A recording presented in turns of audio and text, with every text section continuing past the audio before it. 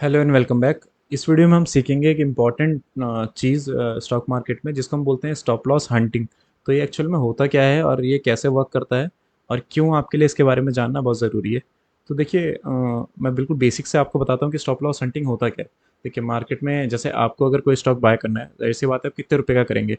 50,000, 1 लाख, 2 लाख, 5 लाख, 10 लाख। तो आप इजीली उस स्टॉक में एंट्री बना लेते हैं और उस स्टॉक को होल्ड करके रख लेते हैं। बट जब कोई बड़ा प्लेयर मार्केट में स्टॉक बाय करना चाहता है तो वो करोड़ों में करता है, करोड़ों रुपए में, और उसकी लाखों की क्वांटिटी स्टॉक की होती है।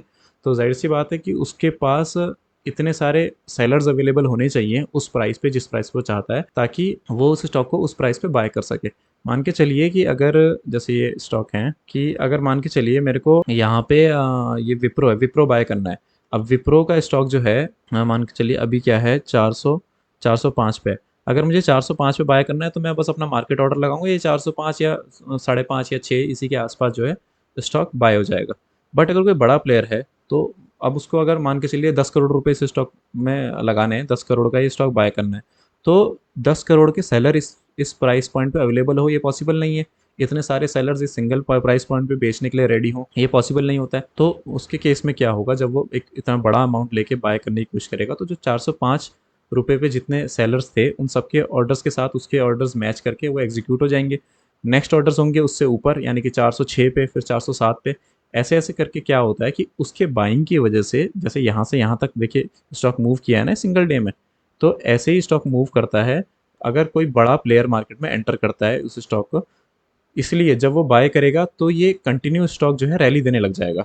और होगा क्या कि वो जहां हमने ये स्टॉक 405 पे ही खरीदा था, वो स्टॉक मान के चलिए 420 तक चला जाता है उसका प्राइस, उसके वो 8-10 करोड़ रुपए डालने के बाद।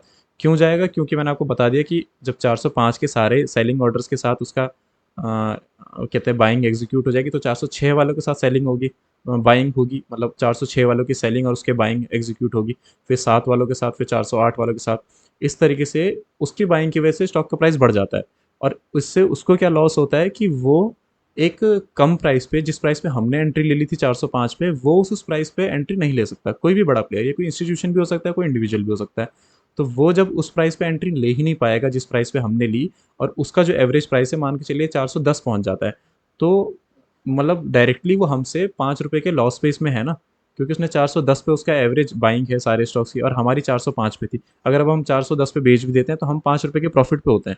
बट वो जो है वो 410 पे जो है लॉस पे ही है, क्योंकि उसने 405 के स्टॉक को, जो 405 पे ट्रेड करा था, वो उसके 410 के एवरेज पे उसने उसको खरीदा है। भले ही उस वक्त 415 उस स्टॉक का प्राइस हो चुका होगा, बट क्योंकि जब वो सेल करने जाएगा तो सेलिंग के टाइम पे भी यही होगा।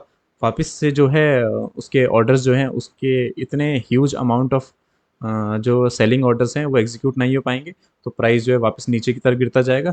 तो देखिए, खरीदते टाइम उसके लिए ही प्राइस महंगा होता जाएगा, और सेल करते टाइम उसके लिए प्राइस और सस्ता होता जाएगा, जिसमें वो दोनों तरफ ही लॉस झेलता है कोई भी बड़ा प्लेयर। अब इसमें स्टॉप लॉस हंटिंग का टर्म कहाँ से आ जाता है?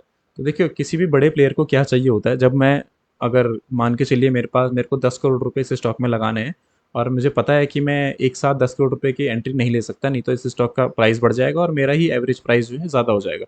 तो मैं क्या करूँगा, इस स्टॉक में कोशिश करूंगा पैनिक क्रिएट करने की, ताकि ज़्यादा से ज़्यादा लोग इसको सेल करें। और जहां ज़्यादा से ज़्यादा लोग इसको सेल करेंगे, वहां मेरे लिए ज़्यादा सेलर्स अवेलेबल होंगे, तो मैं ज़्यादा माल परचेज कर पाऊंगा। ये जो बड़े प्लेयर्स होते हैं वो क्या करते हैं, कोई सपोर्ट आइडेंटिफाई करते हैं। मान के चलिए यहाँ पे देखिए सपोर्ट था ये वाला, तो इसमें यहाँ पे 2 बार इसने सपोर्ट लिया था। अब तीसरी बार भी जो है लोगों ने क्या किया, यहाँ पे इसका स्टॉक का प्राइस आया, तो यहाँ पे लोगों ने बाइंग के ऑर्डर्स लगा दिए, मान के चलिए यहाँ पे। ठीक है? क्यों? क्योंकि इसने 2 बार ऑलरेडी इस लाइन पे सपोर्ट लिया था। ये आम जनता की मैं बात कर रहा हूँ। अब जो बड़ा प्लेयर है वो जानता है कि यहाँ पे जो है बाइंग के ऑर्डर्स लगे हैं, ठीक है? और लोगों ने इस उम्मीद में बाय किया है कि यहाँ से ये स्टॉक बाउंस करेगा और इसका जो रेजिस्टेंस है उस पे हम बेच देंगे। बट जो लोग बाय करते हैं, ज़्यादातर लोग क्या करते हैं, स्टॉप लॉस लगा के रखते हैं नीचे। यानी कि इस एरिया में लोग स्टॉप लॉस लगाएँगे। क्यों? क्योंकि लोगों को लगता है अगर इस सपोर्ट को ये ब्रेक कर जाता है, तो लोगों ने जो प्रिडिक्ट किया था कि इस सपोर्ट के बाद ये स्टॉक रैली पकड़ेगा, उनका प्रिडिक्शन गलत निकला। और उनके प्रिडिक्शन के हिसाब से इस स्टॉक ने यहाँ से भागना था, पर ये नीचे निकल गया, उसके ऑपोजिट वर्क किया। तो यहाँ पे वो स्टॉप लॉस लगा के, यानी कि अपने ऑर्डर में वो छोटा सा जो लॉस है वो लेके निकल जाएंगे किसी बड़े लॉस का वेट करने से पहले, ताकि उन्हें कोई बड़ा लॉस ना हो इसकी अपोजिट रैली की वजह से, क्योंकि इसने अपोजिट तरफ रैली स्टार्ट कर दी। तो ये होता है सिंपली उनके लिए स्टॉप लॉस का कॉन्सेप्ट, जो आम जो रिटेल पब्लिक है वो यहाँ पे अपने स्टॉप लॉस लगा के रखेंगे ऑर्डर्स। बट यहाँ पे कोई जो बड़ा प्लेयर है वो क्या करता है, उसको पता है कि इसके नीचे लोगों ने स्टॉप लॉस के ऑर्डर लगा रखे होंगे। स्टॉप लॉस के ऑर्डर क्या हुए, मतलब सेलिंग के ऑर्डर्स लगे होंगे जो एग्जीक्यूट नहीं हो रहे हैं। क्यों? क्योंकि प्राइस वहाँ पे नहीं गया है अभी। तो वो क्या करेगा, यहाँ पे सेलिंग करना शुरू कर देगा। ठीक है, और यहाँ पे अगर वो पैनिक सेलिंग शुरू करता है और स्टॉक के प्राइस को वो अगर पॉसिबल कर पाता है एक लेवल पे लाने का, तो वहाँ से क्या होता है, ऑटोमेटिकली उसके सेलिंग की वजह से प्राइस यहाँ पे आया।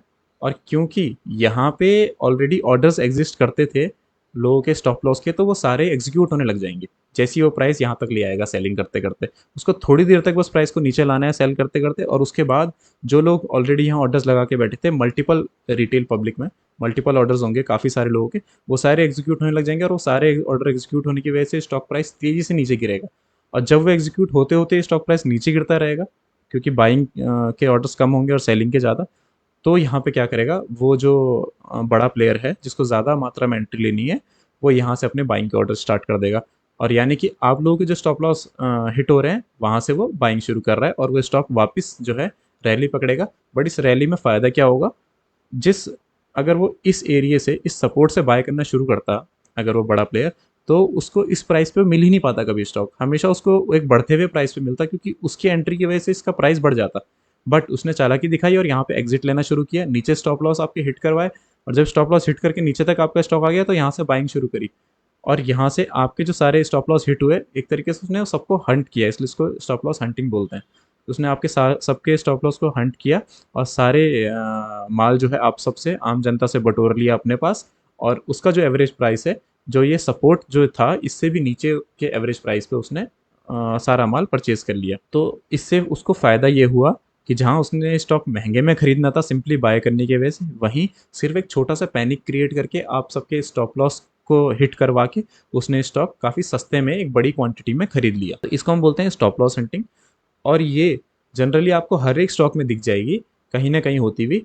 इसलिए कभी भी अगर आप कोई स्टॉक बाय करते हैं तो मैं खुद भी पर्सनली कभी स्टॉप लॉस नहीं लगाता हूँ, और स्टॉप लॉस प्रेफर भी नहीं करता हूँ। ये शॉर्ट टर्म ट्रेडर्स के लिए एक अच्छा ऑप्शन होता है।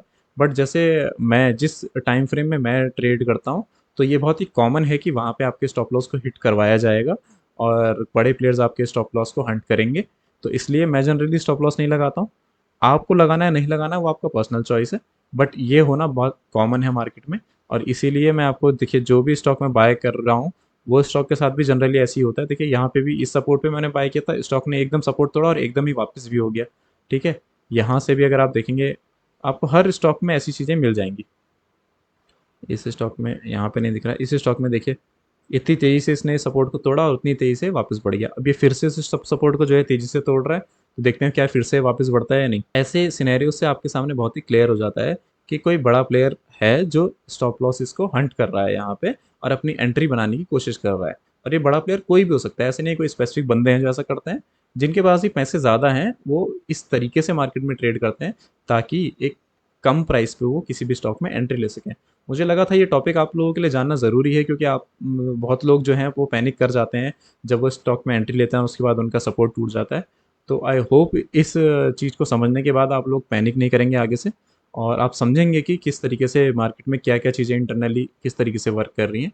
और आपको अपने रिसर्च पे भरोसा रहेगा तो आप अपने स्टॉक्स को बेटर कॉन्फिडेंस के साथ होल्ड कर पाएंगे। तो फिलहाल इस वीडियो में इतना ही। अगर आपके मन में कोई भी क्वेश्चन है इस चीज़ से लेके, तो आप मुझे कमेंट्स में बताइए, सारे कमेंट्स के मैं रिप्लाई करता हूँ। तो तब तक के लिए good bye, take care and keep learning.